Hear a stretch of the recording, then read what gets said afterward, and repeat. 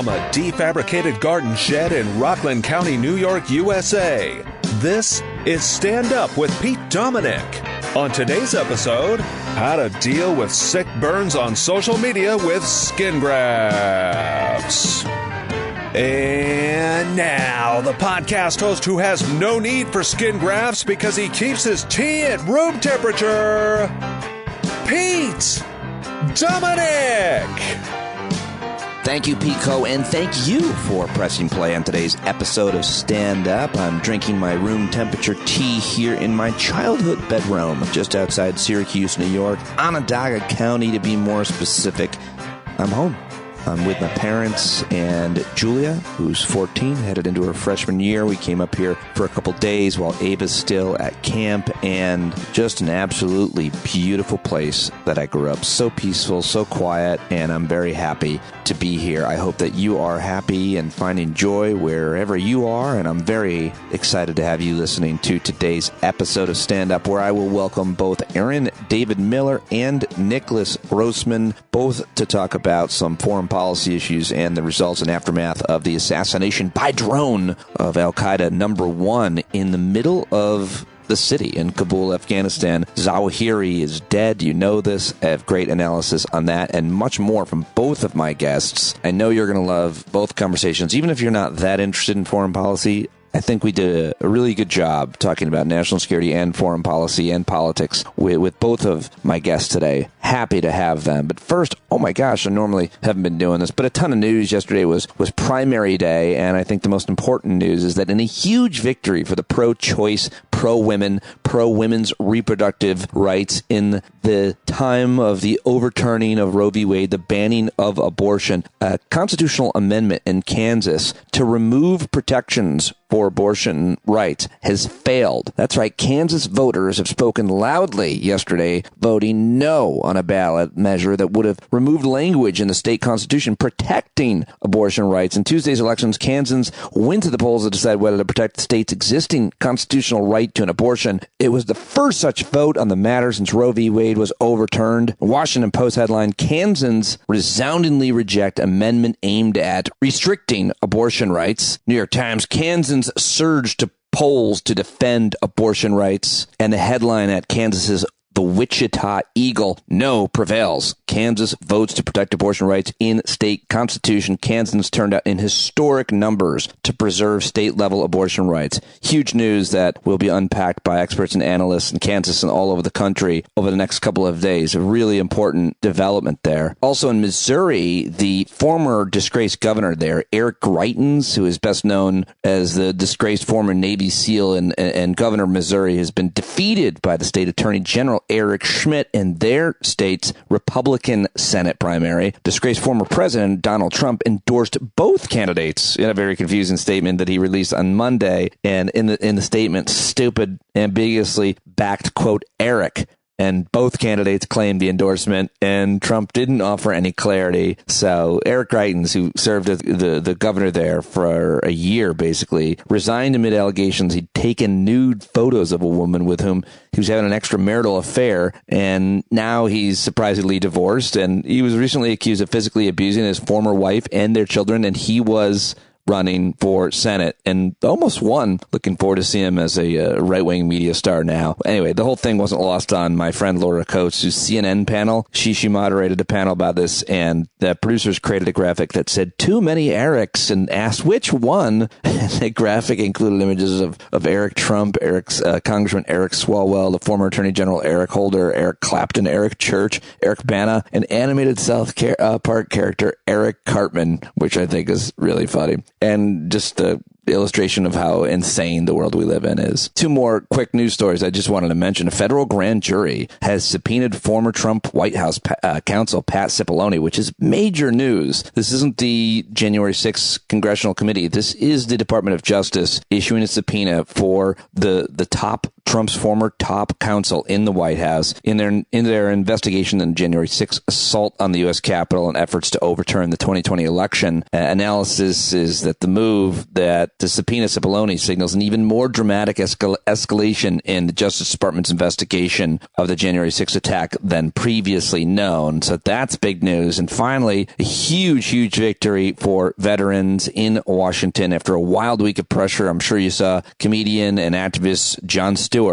down there advocating for veterans camping out of the Capitol. Well, the pressure worked, and the broken U.S. Senate worked for a second and voted to pass the PACT Act to care for veterans whose health has been compromised by exposure to burn pits or other toxic chemicals. The bill passed with overwhelming bipartisan support, although 11 Republicans voted against it. So there are a few headlines, a very busy news night, and I just was easy to aggregate them. I figured you'd wake up and hear those. So haven't been doing much of the news, but I'm here doing it, thinking about it, letting you know when I see stuff, because I do a daily podcast, and who knows where we're going to go with it. I'll tell you where I'm going to go now, and that is to my friend Aaron David Miller. How about that segue from my childhood bedroom? But before that, a quick plea. Who wants to be the first subscriber to Stand Up in August? Need subscriptions. Need you to sign up. Need your support. Need you to pay for the podcast so I can continue to do it. It's free, but it isn't cheap. So sign up now, standupwithpete.com or patreon.com/Pete Dominic. If you're already a subscriber, you want to pay more because you listen, you get a lot out of it, that's great. You can always edit your pledge up. Many of you have done that over and over, and it means a lot. Okay, so a heads up, I might also take tomorrow off, so it might be no Thursday show because I just don't know if I'll have a chance to tape interviews from my parents' house. So we will see about that as well. But now it's time to get to my first guest. Coming up, a great conversation with Nicholas Grossman, who's the author of Drones and Terrorism. You're going to love that. He's also a professor, University of Illinois, International Relations, and I think it's a really great, enlightening, super smart conversation. Nick is a total nerd and great writer and analyst of such things. But first, I've got the legend joining me now from Carnegie Connects, where he now hosts a new podcast, CarnegieEndowment.org. Ladies and gentlemen, he is a senior fellow there for the Carnegie Endowment for International Peace, focusing on U.S. foreign policy. Did I mention he's now hosting the podcast Carnegie Connects on Apple Podcasts, where he gets, well, everywhere you get your podcasts, where he gets a really great series of guests to join him. Definitely check that out. Of course, Aaron served at the State Department. He's been a historian, an analyst, a negotiator, and advisor to both Republican and Democratic secretaries of states and presidents, specialist on the Middle East, Arab-Israeli negotiations, member of the Council on Foreign Relations, also a global affairs analyst for CNN, and a longtime guest and friend of mine. Love talking with Aaron about statecraft or foreign policy, national security, politics, leadership, and I would love it if you went and told him that you heard him here on the show. He's very active on Twitter, where you can find him at Aaron D. Miller, the number 2, Aaron D. Miller 2. Here now, my conversation with the legend, Aaron David Miller. I have a billion questions for you, and I'm sure you have plenty of answers. Yes, please? Yeah. I mean, I'm doing more listening these days than talking, but when it comes to your show, I find the questions so penetrating and the conversation so accessible that I say this all the time. Your viewers, listeners, used to be watchers are really, really, really fortunate to have you in this world. You're too kind, but you are talking about, when you say you've been doing a lot more listening, I just mentioned it here in the intro, but you're now hosting your own show, your own podcast. You can get it in any form you want it. I've attended some of them when they've been taped live. Carnegie Connects, and you just talked to former head of what? What was he the head of? The NSA? James Clapper? He was former head of DNI, the fourth DNI, Director of National Intelligence after the 9/11 reforms, and fourth DNI, and the longest reigning DNI, 8 years, I believe. And Clapper's Clapper. He's pretty no nonsense, and didn't talk a lot about tradecraft for obvious reasons. And he was on talking about Zawahiri as well, about which he knows quite a bit because he's been down that road before. Yeah, we were talking about the role of intelligence in American foreign policy. Not that we don't have an intelligent foreign policy. He commended Biden. I think Biden's management of Ukraine He's probably the most adept alliance management since the last Secretary of State I worked for, James Baker, and Bush 41 managed Saddam Hussein before and after in Kuwait. This is different. Americans are not exposed, or at least not deployed formally in Ukraine, but it's tricky, it's complicated. And he gave Biden pretty good marks. And the only other relevant point I'd add here is he agreed with my notion, not mine, it was Tolstoy's, who said that time and patience are the greatest warriors. Time and patience are the greatest warriors, and it works both ways, I think. Whoever's the last, figuratively speaking, person standing on this may well end up being if winner could be used, but it boggles my mind. It's hard for me to sort out what Ukraine's realistic objectives are vis-a-vis Russia, what Putin wants, and frankly, how we factor into all of this. We have a kind of steady she goes policies. We're trying to help Ukraine prevent them from losing, which is an admirable goal. To help them win, however, truly win, if that were even possible, we'd have to do things, I think, differently. And I don't think President Biden is in the mood for doing that. Very cautious in his not giving direct advice to Nancy Pelosi. His 30 plus years in the Senate, he's not going to tell the speaker where she can go and where she can't. But he ain't a fan of this visit. Yeah, he said out loud, I think, a couple times. He's like, I don't think it's a great idea. Something like that. Not subtle. And the military said the military doesn't think it's a great idea. Yeah. And, well, you can see why. I mean, look, I'm trying to figure out, whenever I do something, I always ask myself, why am I doing this? And what are the costs and consequences? Yeah. And I'm not sure that a satisfactory answer in the case of Nancy Pelosi. I mean, she's been an extraordinary speaker, but this may be her last run come November, where someone tweeted using profanity at me the other day and saying, why the are you so sure the Democrats are going to get hammered in November? And I said, I'm not, but look at history. Since 1946, the average loss of a president's incumbent party in the first midterms is 25 seats. I mean, only twice, Pete Dominic, has there been exception to that since the end of the Second World War. W in 2004 and Bill Clinton in 98, where they picked up seats. So I'm a student of history, not a teacher of history. I'm a student of history. I think it's not going to look great. The only question is how bad is it going to be, and will they keep the Senate? So we've answered. We packed in 16 there's a lot of already. A lot of interesting analysis. Let me go back to just a couple of things, which is when you're talking about Pelosi's potential trip, and I guess we'll know in a matter of hours or days if she goes to Taiwan. What you're saying is the way to analyze that is upsides and downsides, and the only thing I can see is she's trying to somehow burnish her legacy as a strong and vibrant person, even though she's 80 and on her. You would think, I don't know. I can't think of it. Strident critic of China. It's obviously good domestic politics. Yeah. Gingrich went, although Gingrich's trip was 25 years ago. It was in context of a different China. It's not a President Xi's China, not a more aggressive, assertive China. And I think Gingrich on that trip may have actually gone to China first. She may actually be in Taiwan like within the next 24 hours. Right. I just don't see I ask myself the question, why am I doing this? What's the purpose of doing this? And will it complicate matters? Is it going to make things better? Maybe for me, but do I have other factors I need to consider? I got to turn the M and me upside down. So it's a W and we. That's always good when you're an elected official to think about the we. So I don't know. I guess I just don't see the point. Well, we can come back to China, but there's so many other things I want to talk with you about, specifically, obviously, the Middle East and more. But I just wanted to get your reaction to the death of Al-Qaeda leader Zawahiri.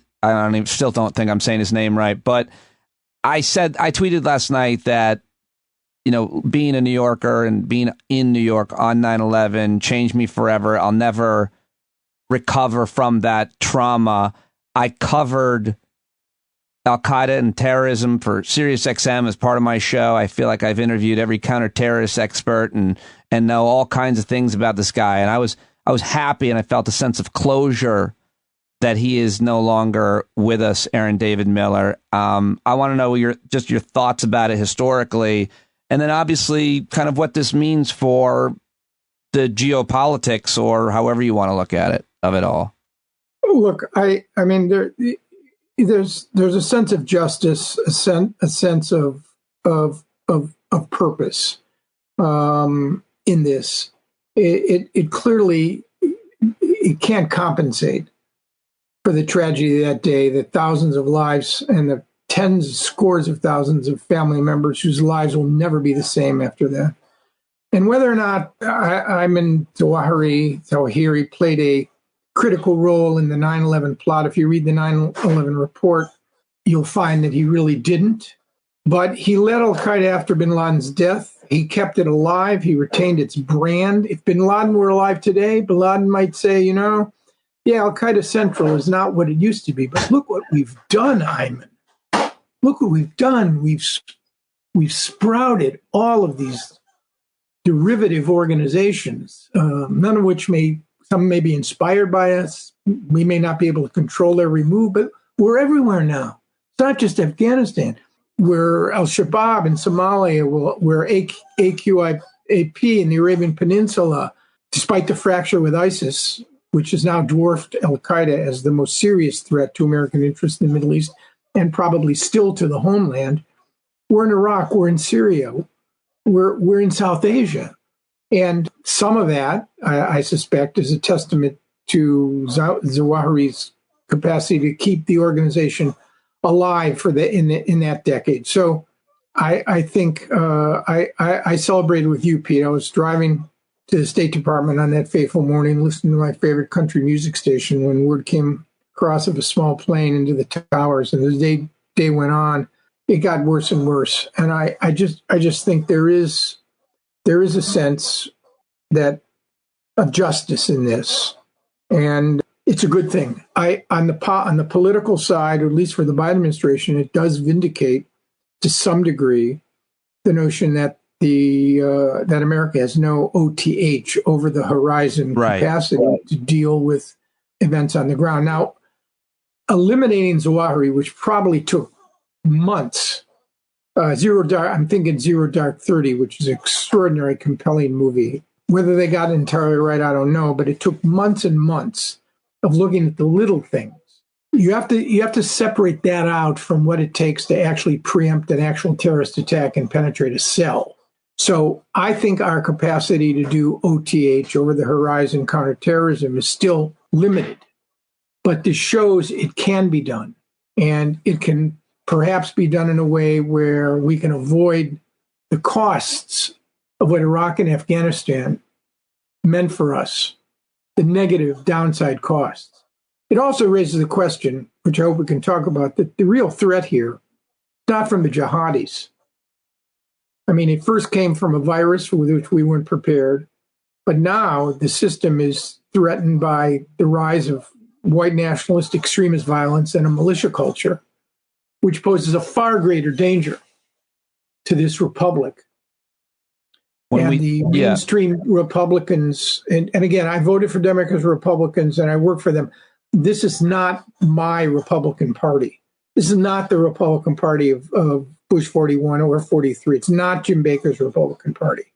And in a two-party system, you cannot have one political party basically not accepting the norms and the respect and the institutions, not just those contained in the Constitution, but the very notion of what truth means.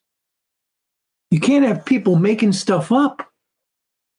And I think, again, we got off on this tangent. Hold on. Let's just talk about the threat. But in terms of threat assessments and threat inflation, there hasn't been a single terrorist successful terrorist attack since 9/11, directed and organized and carried out by a foreign terrorist organization, with the possible exception of what happened in Pensacola at the Naval Air Station in 2019. I'm not sure they'll ever really know whether that was directed and financed and organized. It may have been by Al-Qaeda. But while we were pursuing counterterrorism against jihadis, the FBI could not do what they needed to do with respect to the emergence of these white nationalist extremist groups. And, January 6th is just a manifestation of what we're going to face. So I think that has to be kept in perspective. I think we need a new definition of homeland security. I think it has to involve climate. I think it has to involve pandemic. And I think it has to involve these, maybe we've seen the enemy and the enemy's us. I don't know. Oh, yeah. Oh, no doubt. I mean, it's not an overstatement, but I love what you're saying about redefining national security. I always thought about that when I would host the conversation on the radio, is like, how come if the thing most likely to kill you is a heart attack, not a terrorist attack, how come healthcare is not part of, certain diseases and obviously public health problems? Guns now are the leading cause of death for Americans of a certain age, adolescents, I think. Used to be car accidents. And so that the national security, the way that we define, and you'd say maybe even change the structure of homeland security to take a harsher, more specific look at pandemics and natural disasters exacerbated by climate change, which we have to adapt to. And most importantly, the enemy that is us, Aaron David Miller, and so much more threatening and insidious than a foreign jihadist in this case. So it's just so interesting to think about how we spent trillions in Iraq and Afghanistan, where we should have been this kind of operation that just was carried out this past weekend. Yeah, I think that's right. I mean, I'm not ignoring, don't want to get people to get the sense that you're ignoring one national security challenge for the other. We have to be able to do both, but governing is about choosing.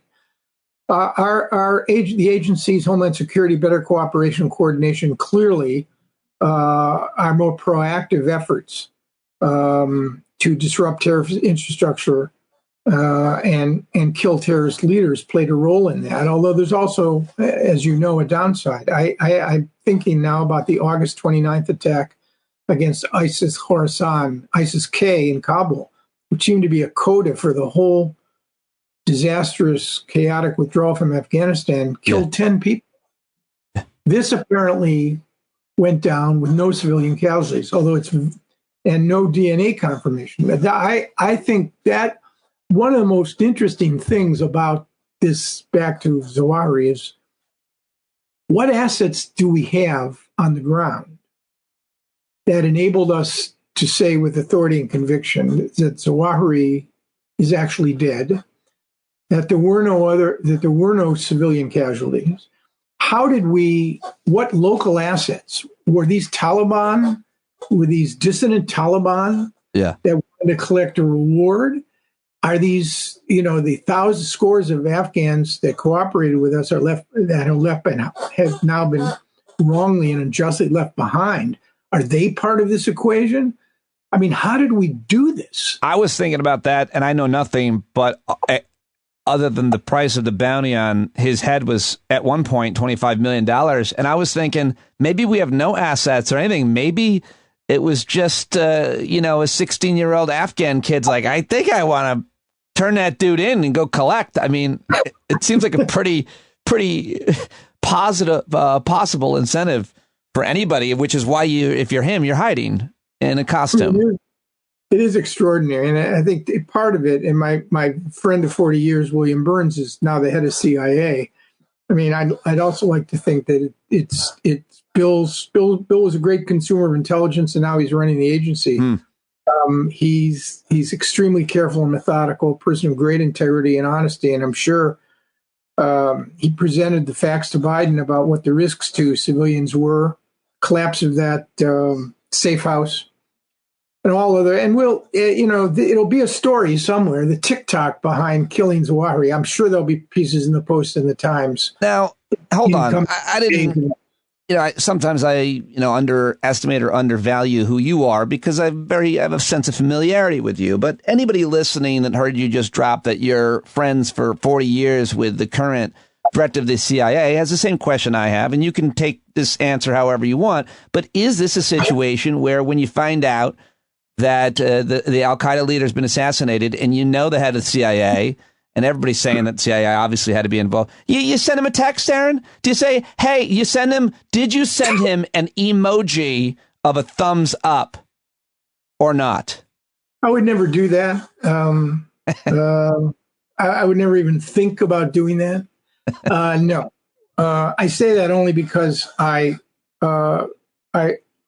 friendship with him is a great source of pride to me. I think he's an extraordinary human with incredible honesty and integrity. And above all, after the last 4 years, when intelligence is critically important to the furtherance of American foreign policy, not making things up or tethering it to political interests and motives, that's important to have somebody like William Burns at the head of this agency. And I think it shows. So no emojis, no texts, no phone call, no congratulatory phone calls. What about a Bitmoji, which is a cartoon of you riding a unicorn with a rainbow behind it?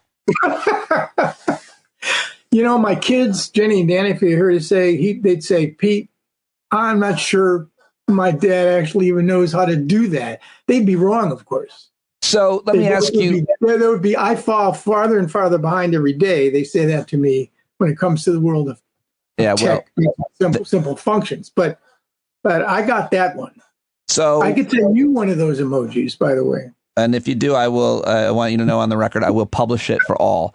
So I have to ask you about the president's trip to Middle East, and this is obviously an hours-long conversation about what his goals were and what he did or didn't achieve vis-a-vis the region, the dynamics. He went to Israel, and obviously everybody saw him go to Saudi Arabia, and he zipped in and out of there, little fist bump, maybe got something, who knows? But the point that's interesting here is that the leader of Saudi Arabia gets a lot of negative attention for the assassination of an American journalist, but he probably deserves a lot more attention for just all of the human rights violations and political dissidents that he jails and tortures. Nonetheless, the American president kind of had to go and talk to him. They negotiated apparently a ceasefire in Yemen ahead of time, which is good, I suppose. But what do we get out of this? And isn't it was a necessary thing? Yes? No?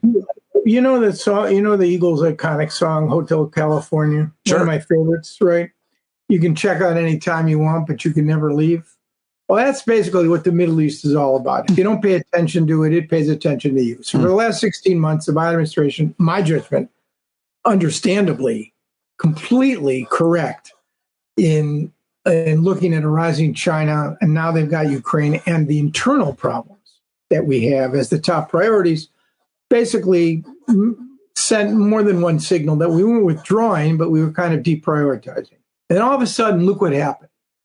Putin decides to invade Ukraine. And you got at least two consequences of that, which drove the administration back into the region. Number one was the price of oil. The Russians are responsible for 1 out of every 10 barrels of oil. You take that off the table. We lack refining capacity here. Price of gas goes up and down for a lot of reasons, but price of crude is the most important. Right. So here, the two swing producers that could basically ramp up production, Saudi Arabia and the Emirates, you got to pay attention to these people. So, and I might add, the price of gas, I don't know where it is in New York, but it's coming down here. It's 4 or 5 weeks in a row. It's now in the low $4.30, 20, $30. Down in California, it's probably more. But it's not coming down because of Saudi Arabia. But the administration believe that they've got to, do as much as they can. So Biden, I don't think he wanted to go.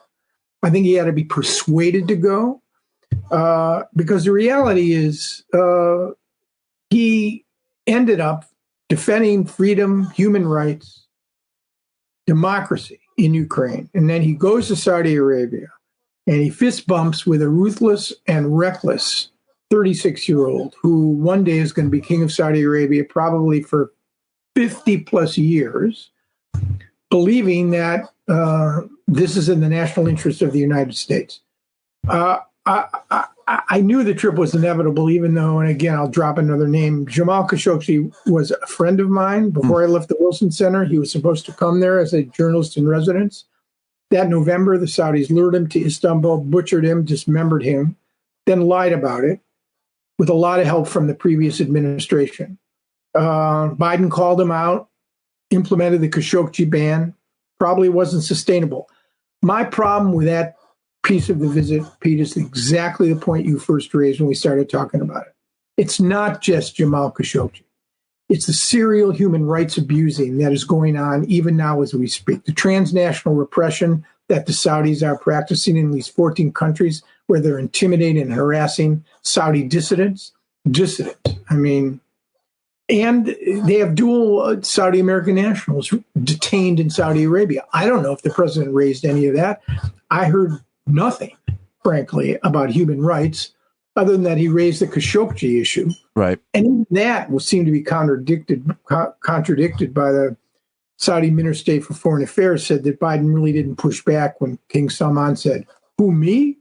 Well, that's what happens. Yeah, that's apparently I heard one analysis. What happens when if he did it privately, which allows the Saudis to give their narrative, whatever they want. You can't. If he had done it publicly, right. That's right. I guess those are the trade-offs. Right.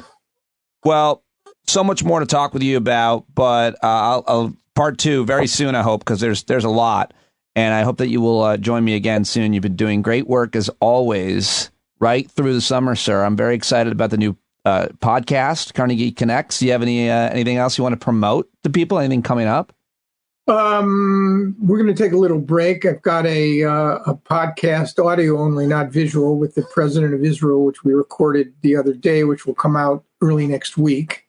And you don't have I should know this by heart, the Carnegie Connects, whatever it is. Get your podcasts find Carnegie Connects wherever you get your podcasts. Yep, that's the thing you say, and you can find the links in today's show notes. But can you give me a preview of that conversation with the Israeli president?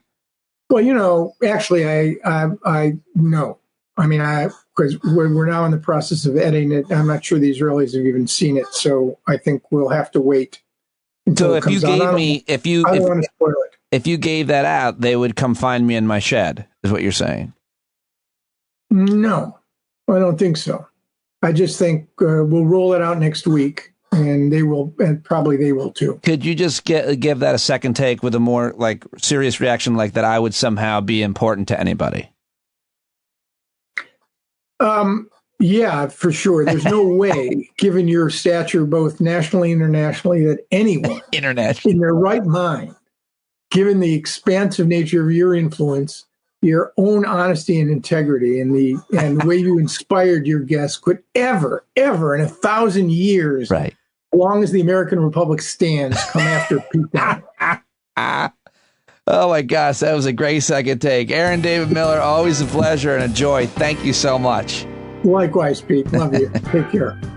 All right, there we go. Aaron David Miller at Aaron D. Miller 2 on Twitter. Listen to his podcast, Carnegie Connects. Let him know that you heard him here on the show. Let him know that you appreciated him joining me. Always a great, fun conversation at times there. Hope you appreciated that. I know I certainly do. And I always learn a lot from Aaron. Hopefully you do and did today as well. And now it's time to learn from another brilliant guest. He is the author of Drones and Terrorism, Asymmetric Warfare and the Threat to Global Security. He's a professor at University of Illinois' Department of Political Science, where he specializes in international relations. And he's senior editor at Arc Digital, which I subscribe to. I love reading his articles, his Substack there, arcdigitalmedia, arcdigital.media. And Nicholas Grossman is on Twitter at ngrossman81. He joined me on his vacation, which was really nice.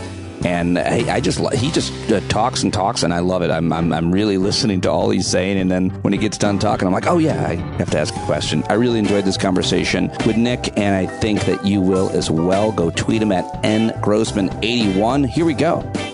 All right, there he is. It's great to have him back, and really appreciate him joining me for a little bit during some time off. Nicholas, thank you so much for coming back and talking to me. I really appreciate it. Sure. Happy to be here. So I've talked all about, your work, your book, and I was reading, I think your most recent post, and I really relate to it. You've been teaching every year, every semester about foreign terrorism, Al-Qaeda, counterterrorism, all of it. I've been covering it and talking to experts like you about it. What does it mean for you that Ayman Zawahiri is dead? I know it's not the most important question, but it's kind of an interesting question when you cover it so deeply and teach it the way you have. It feels like a bookend, and I also feel almost a little awkward of saying and to me personally, this matters more than just that it would matter to the country, but also, and it would matter to me because it matters to the country, but also where it matters to me personally, where I grew up in New York. I was a junior in college and actually studying abroad in Sweden during 9/11. My dad worked at an office building about a block and a half away and had to eventually kind of walk out through a lot of the dust and to try to, then walk uptown. And I spent most of my time that day in Sweden because all the cell towers were down when the World Trade Center got knocked down. So I don't know if he was alive for most of the day. And then the first college class I ever taught was in 2007 and was on terrorism. And that has been my main area. And I've taught it every year since. And so I've thought an immense amount about Al-Qaeda and about the U.S. war on terrorism and drone strikes and what the U.S. can do about it. And the Zawahiri is the last outstanding 9/11 plotter. He was the last really high-value war on terrorism target that the U.S. captured, and with Pakistani help, captured Khaled Sheikh Mohammed, who's considered to be the architect of 9/11 in 2003. The U.S. killed bin Laden in 2011. And some smaller operatives, lower-level operatives captured or killed at various times. But then Zawahiri is the last one. And so it feels like an end of an era, like a bookend. So much has changed during that time in terms of the nature of terrorism, foreign terrorism, domestic terrorism. And we could talk about that for hours, of course. But just in terms of Al-Qaeda, what do you think? Where do you think they are? What kind of threat do they pose? And you've written posts about the withdrawal from Afghanistan, the U.S. withdrawal. What do you say about that question that a lot of experts are getting? U.S. withdraws, and then we somehow find this guy and kill him. And what does that mean for our capabilities? What does it mean for Al-Qaeda's existence in the world? On Afghanistan specifically, it means two things at once. One is that concerns that after the U.S. withdrew and the Taliban took over, that it would become a more friendly environment for Al-Qaeda, that Al-Qaeda and other jihadists would have a easier time moving around, unless, of course, they were opposed to the Taliban government, like ISIS is, but that Al-Qaeda in particular would have an easier time moving around. And the Zawahiri being in Kabul, in the capital, where he wasn't before when the U.S. was there, shows that those concerns were at least had some merit to them. At the same time, the U.S. also demonstrated that it can still find and kill targets in Afghanistan despite not being there. So there's also something to be said for the claims that it wouldn't be such a problem if Afghanistan was hosting terrorists again, because the U.S. can still target them there in a way that they couldn't in 2001. That drones did not exist, or the first drone killing in battle was in 2001. And so the program and the technology has advanced so much that they're able to do things like this. In terms of Al-Qaeda itself, the group has been somewhat eclipsed by ISIS, where ISIS has done larger, kind of more publicity-getting attacks in recent years. ISIS grabbed a lot of territory in Syria and Iraq, which Al-Qaeda never did, although Al-Qaeda also didn't really want to, because that makes them targets, as you can see what happened to ISIS there. But what will happen to the group is not totally clear. And also with Al-Qaeda, its branch in Yemen, Al-Qaeda in the Arabian Peninsula, has been considered the more dangerous part, or the most dangerous branch of the group, which Zawahiri was only sort of, I wouldn't say really in charge of, that, more like a corporate leader, with that being the most successful franchise. Right. And what about Al-Shabaab? Al-Shabaab, they have Al-Shabaab in Somalia. They're kind of on and off. That there's some degree of Al-Qaeda involvement, and it might be more like a training or advice level. And Al-Shabaab wanted to, at times, join up with the bigger brand and kind of cast themselves as this global actor. And then at other times has retreated somewhat to say, no, we're just focused on Somalia and surrounding countries. And so I would imagine this probably won't affect them all that much. Is it a dumb question to ask if you're bin Laden at his death, Zawahiri at his a couple days ago, do you think you've won? I've always talked about and hated the phrase the global war on terrorism, which Joe Biden used the other day. And it makes it seem like it's a conventional war. It's always been an idea. Experts like yourself have talked all about that. But if you're these leaders of Al Qaeda, do you think that you won your idea, your utopia, whatever you had hoped for had happened? Was ISIS taking the ball and doing what they did it? Was that seen as a win, or was it like ego in competition? And maybe it's a dumb question, but I want the idea to die, so I want it to die with them, and I know it doesn't. I won't say the cliche is there's no such thing as a dumb question. We can probably imagine some, but no, I don't think that is one. So from Al Qaeda's perspective, I doubt that they think that they won. For one, they don't get along with ISIS. They kicked ISIS out. Probably the best way to understand who ISIS is they're the ones who are too crazy for Al Qaeda. And they have fought each other somewhat in Syria and elsewhere. So Al Qaeda doesn't really feel like ISIS is carrying on its legacy. It's more like a competitor, one that's too reckless, rather than someone who that they say, look at as allies or maybe as a sequel or something like that. Al Qaeda's plans were really ambitious. It was originally to try to overthrow governments throughout the Middle East that they considered apostate in Middle East and Central and South Asia. Insufficiently religious. So a lot of times this lines up with the individuals. Zawahiri was Egyptian. He hated the Egyptian military government. Bin Laden was Saudi. He hated the Saudi royal family. Zarqawi, who the U.S. killed in 2006, was Jordanian, and he hated the king of Jordan. And they each wanted to overthrow these governments. And Bin Laden's kind of innovation of jihadism was to say that they need to take on the far enemy, meaning the United States, to be able to defeat the near enemy, these governments that they don't like, that the U.S. supports. You could add Israel into that, too, that the U.S. supports. And I think on that, bin Laden was right. The problem was they then went about a strategy that ultimately failed pretty badly based on a really big miscalculation, which was that they looked at other things the United States had done, withdrawing from Lebanon in 1983 after barracks bombings killed a bunch of American Marines, and withdrawing from Somalia in 1991 after the Black Hawk Down incident, and concluded that one of two things is going to happen. So that they'll start attacking the U.S., and hopefully America's just a paper tiger, and like leaving Somalia and Lebanon, that then the U.S. would do things like say, okay, Saudis, you're on your own. We're not risking it for you anymore. Israelis, you're on your own. Anything else like that. Or the U.S. would get baited into Afghanistan, where they would be able to beat the United States the way the Mujahideen in the 1980s beat the Soviet Union that invaded. And the two ways that they just grossly miscalculated that, one was that attacking American soldiers abroad and attacking American civilians at home gets a very different reaction out of the United States. Yes. Such a good point. Yes. Sorry. And the second one, please. And the second one of where U.S. strategy learned a lot from the Soviet Union's failure. The American military in 2001 was quite a bit more advanced than the Soviet military in 1981. And the U.S. took a more hands-off approach, didn't throw 500,000 Americans in there like Vietnam, but instead relied a lot on U.S. Special Operations Forces, on working with other Afghans, on trying to build up the Afghan military, and ultimately failed with that. But that doesn't mean that Al-Qaeda succeeded, because bin Laden's dream was about they were going to collapse the United States. And the U.S. not only had the wars in Afghanistan and then the expensive war in Iraq, which was also worse in terms of PR for the United States and public opinion, but then also had the financial crisis in 2008, and still it didn't get close to bankrupting the United States. The U.S. is still here, still the most powerful country in the world. And so if I were Al-Qaeda at all, I'd feel like a failure that was just sort of clinging to things. But here's a big caveat. A lot of times they viewed it as generational. So I think if you ask them, they wouldn't say this is going to be over in 10 or 20 years. It was more like, maybe my grandkids or great grandkids will get to enjoy the vision of the fundamentalist religious world that they wanted. And so who knows? I mean, I doubt it. There's a lot of other stuff that's going to happen. But my guess is they're telling themselves that, no, it's a long fight. It's still going. We have setbacks and gains.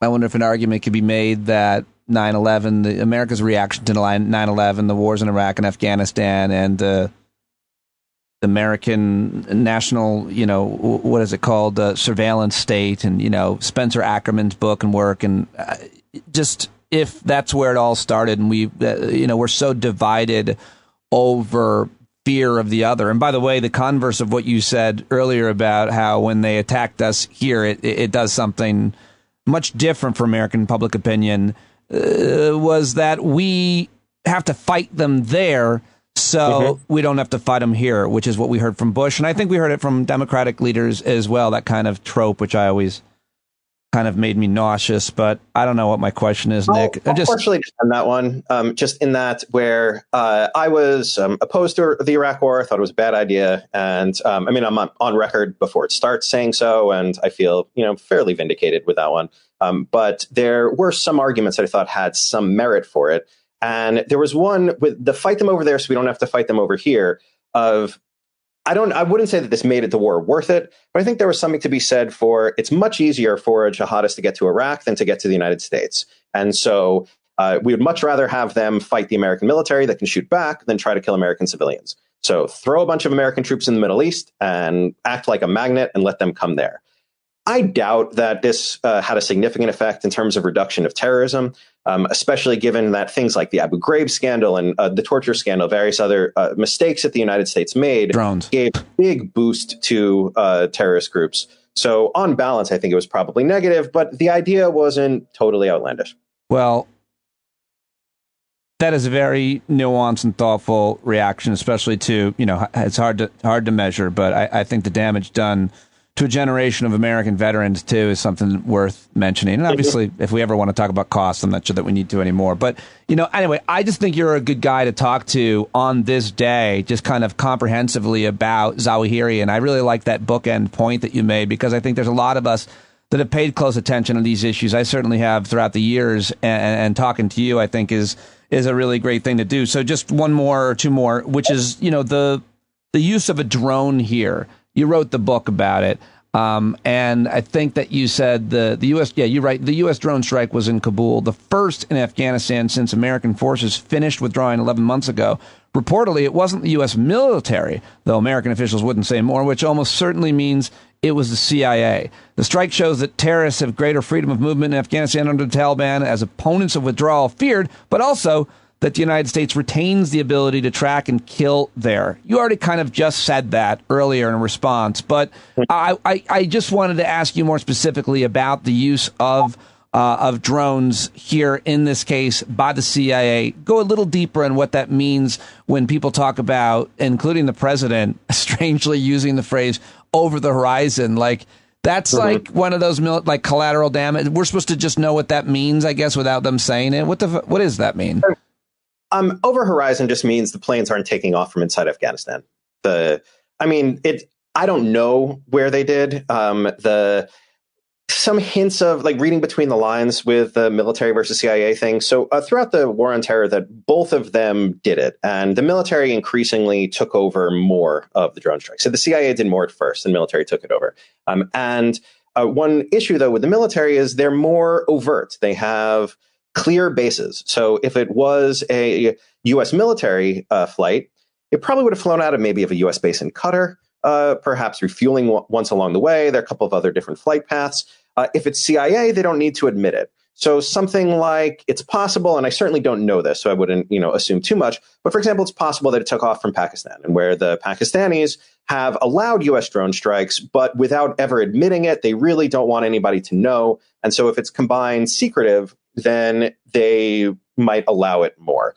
Also, the CIA seems to be better at the civilian targeting. I'm sorry, not civilian targeting, of avoiding civilian casualties aspect. That overall the record is, and again, the U.S. doesn't totally admit who is who, so this isn't perfect in terms of seeing it. But the last drone strike the U.S. did in Afghanistan on the way out was U.S. military and was a disaster, was just a terrible mistake in which the United States not only wasn't shooting at, turned out that there was no terrorist or say, ISIS member, for example, there, but also killed a bunch of civilians. Killed a bunch of innocents for no strategic value. That's right. I can't believe I forgot about that. Of course you didn't. Oh, I'm so glad you mentioned that. Was horrific. Yeah, that one was really bad. And there's something where there was, that big terrorist attack, a suicide bombing at the airport on the way out. And so people will be a little quicker on the trigger of, the decision calculus then is there's a car, we think it has explosives in it, and are we going to just wait until it gets to a crowd and detonates itself? No, take the shot now. The problem there is there's a lot of confirmation bias where people start interpreting some information as, oh, we think that probably has explosives. And then they read everything that they see as, that's an indication of it. So the guy was putting something in his trunk, and I think it turned out to be but they thought, oh, maybe it has like kerosene or gasoline or, some sort of explosive material in it. And they almost talked themselves into it. So it was a bad intelligence screw up. And in general, the CIA tends to be better when it comes to intelligence. And so they have fewer military assets, often less range, but they have these really advanced drones that are known as the Avenger. It's the Predator C. So the original Predator, that was one that did the first strikes in 2001. The one that the U.S. has used most commonly for drone strikes is called the Reaper. That's the Predator B, basically bigger and faster. And the Avenger is even bigger and even faster, which also means that it can loiter for a lot longer.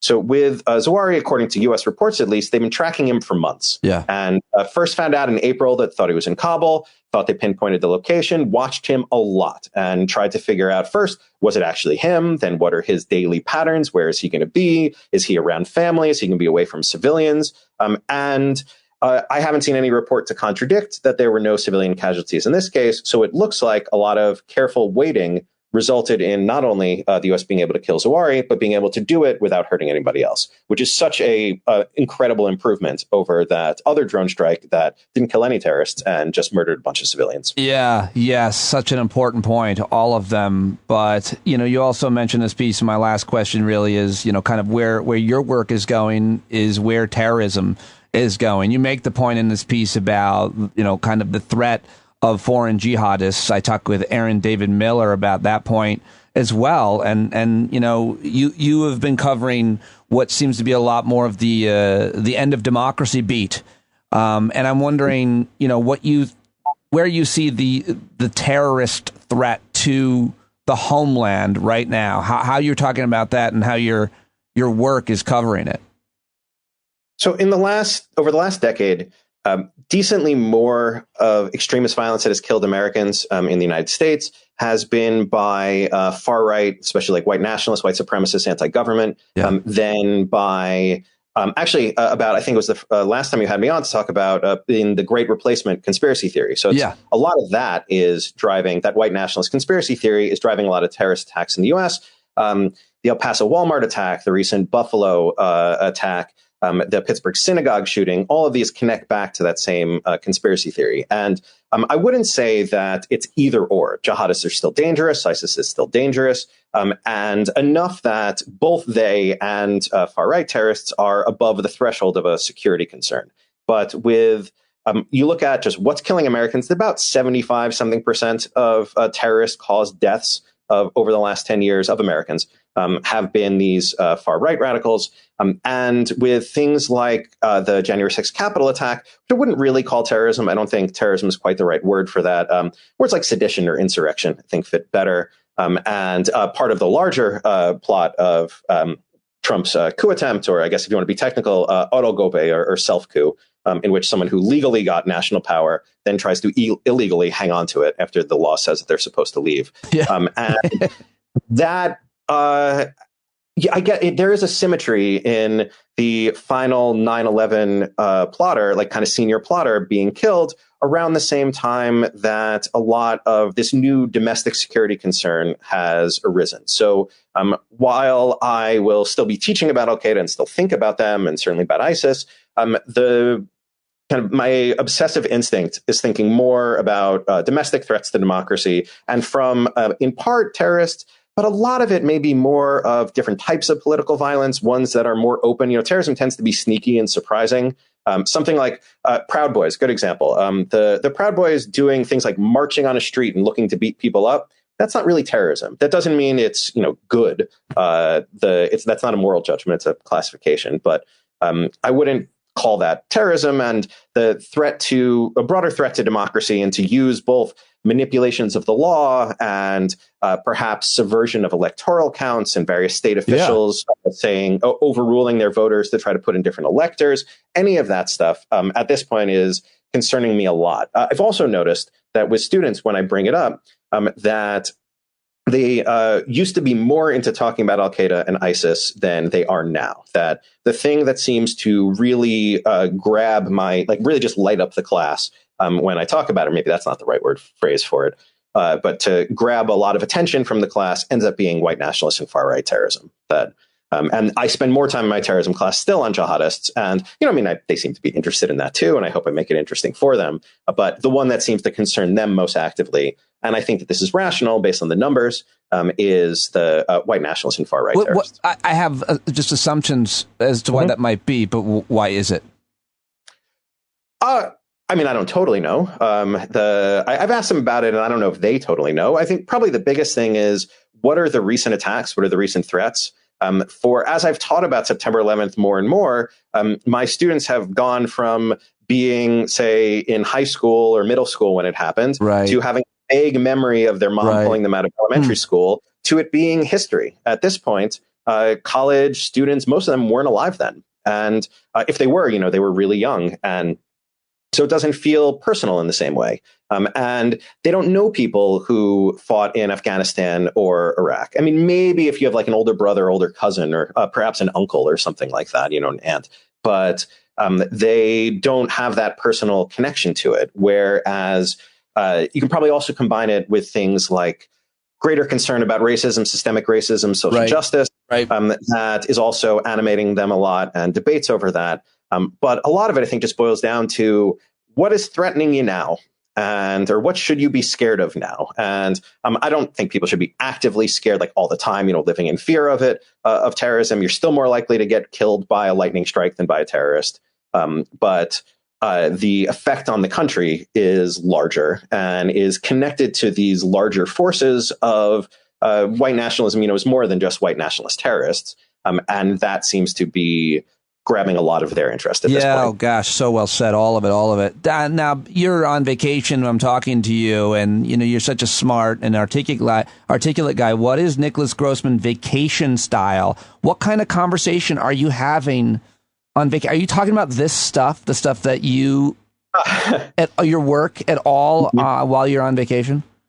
So a little. I can't really shut it off.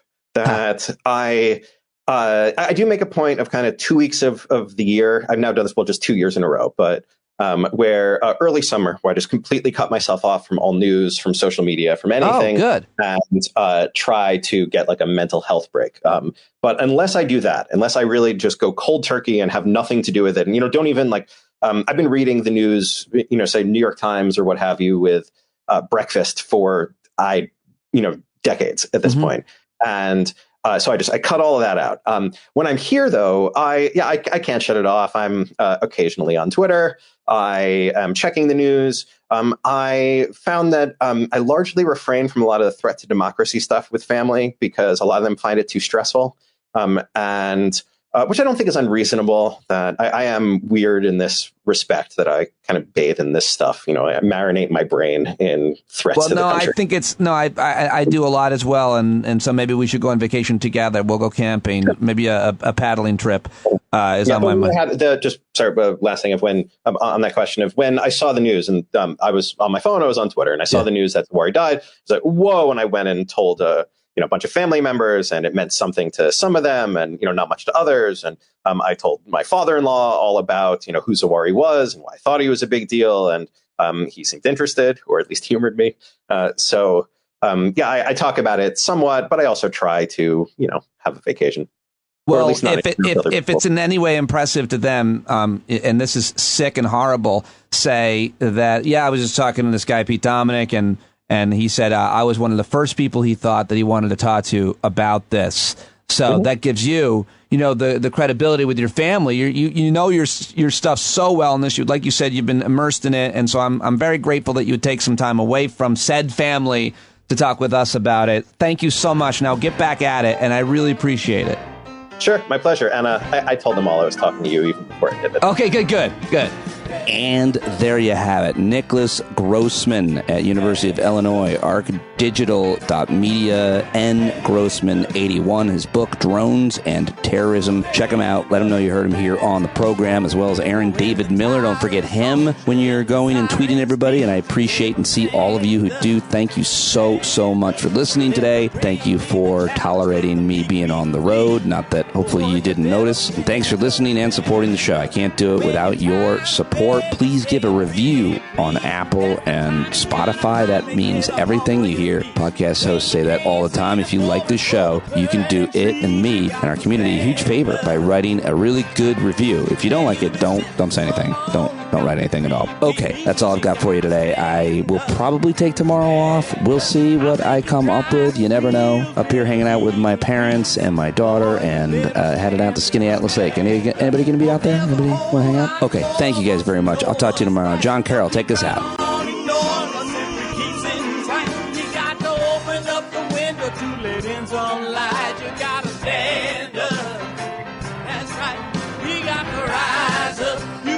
Stand up, you gotta stare the devil straight in the eye. We got to let him know it's his turn to go. See it clear when all you hear is a lie. Don't get up off of your butt, get down off of your fence. Even if it ain't a very friendly audience, well, they'll begin to listen when you start making sense. And you stand up, stand up. No need to point your rifle to defend your town. Just stand up, stand up. You know they can't deny you what you're laying down. Boy, you better stand up, stand up. Show your face of every color, yellow, black, red, and brown. She's the place where every lost child will finally be found. There's only one thing to do before we stand our ground, and that's stand up, stand up. Well, the founding fathers saw a land for all. They had to stand up, they had to stand up. They had a keen imagination for a crystal ball, drawing all the plans of stand up. But all they had to go on was the time they were in, with other causes for laws, and since they weren't even sin, they knew that change was gonna come before the change could begin. They had to stand up.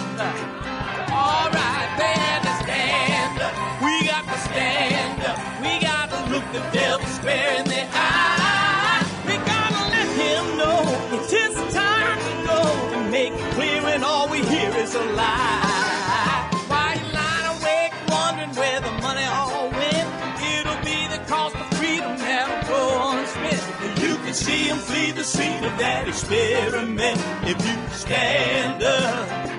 All right, we got to speak up, we got to reach up and raise your voice in every way you know how. Don't be toes up, you got to show up. Ain't no better time to do it but now. No need to pledge allegiance to no wanton tribe. Rise up, show obedience to the voice inside, and listen well and it'll tell you not to run and hide. It says stand up.